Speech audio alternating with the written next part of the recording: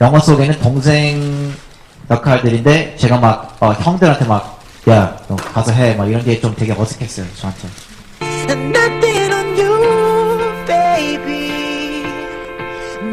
영화뿐만이 아닙니다. 지난 13일 발표한 첫 솔로 앨범 믿어줄래가 발매 하루 만에 판매 순위 1위를 석봉한 등 재범군에 대한 팬들의 관심이 대단한데요.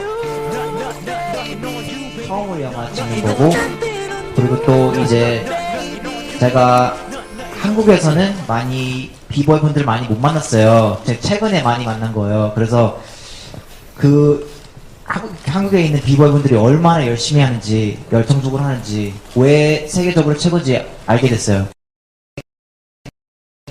계속 이렇게 그냥 재미로 했는데 좀 더 재밌게 이렇게 즐기면서 좀 더 열정적으로 해야겠다는 생각이 들었어요. 이렇게 좋은 그 영화에 참여하게 돼서 너무 기쁘고요. 영광이죠. 그리고 이제 네, 아이돌 그룹 2PM이 아닌 박재범이란 이름으로 다시 출발선에 선 재범군. 앞으로도 활발한 활동 기대하겠습니다.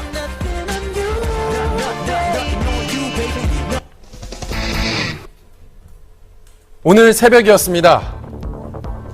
디자이너 앙드레 김 선생님이 건강 악화로 중환자실에 입원했다는 소식이 한 일간지 전면에 보도되었는데요. 사실 확인을 위해 통화를 시도해봤습니다. 상실입니다. 예, 안녕하세요. 여기 SBS 한밤의 TV연의 팀인데요.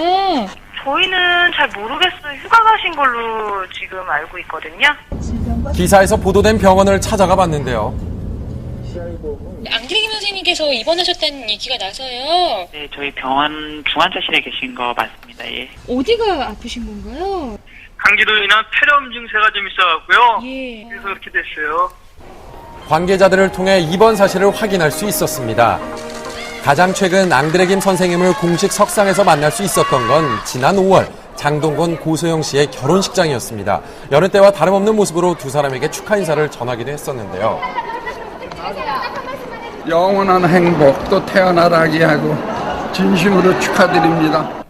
이번 병원 입원이 우려되는 것은 지난 3월 말 베이징에서 열린 패션쇼 당시에도 가끔씩 부축을 받으면서 손수 무대 감독을 하는 등 건강에 대한 주변의 걱정이 있었다는 것입니다.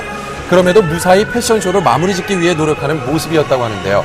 현재 상태는 어떤지 염려되지 않을 수가 없는데요. 지금 회복 중에 있어요. 일어나셔갖고요. 그렇게 긴박한 상황은 아니시니까요. 예. 제가 한번 전화 드리겠습니다. 75세 고령의 나이에도 불구하고 올해 10월 중국에서 개최할 패션쇼를 위해 밤낮 없는 열정을 보여왔다고 하는데요. 일할 때가 가장 행복하다는 패션계의 거장 디자이너 앙드레 김 선생님의 빠른 쾌유 바랍니다.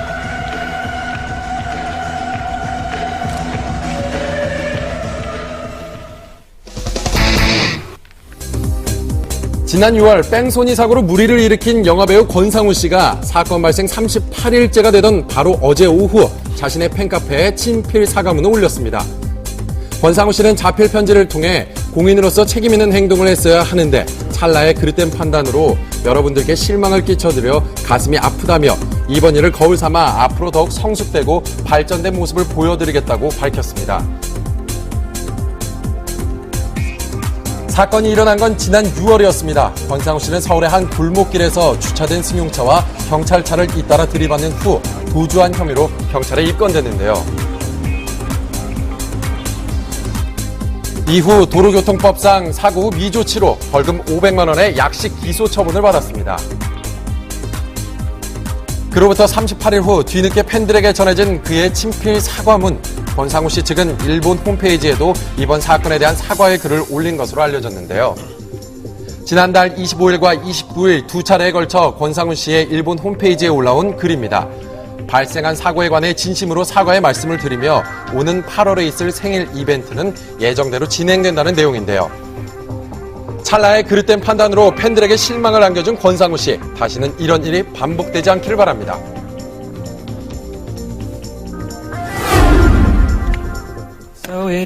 말이 필요 없는 귀여움과 사랑스러움의 대명사. 원조 국민 여동생으로 세대 초월 큰 사랑을 받아온 배우 문근영. 그녀가 한층 성숙한 모습으로 돌아왔습니다. 파격적인 연기를 예고한 그녀의 놀라운 변신. 그 정체는 뭘까요?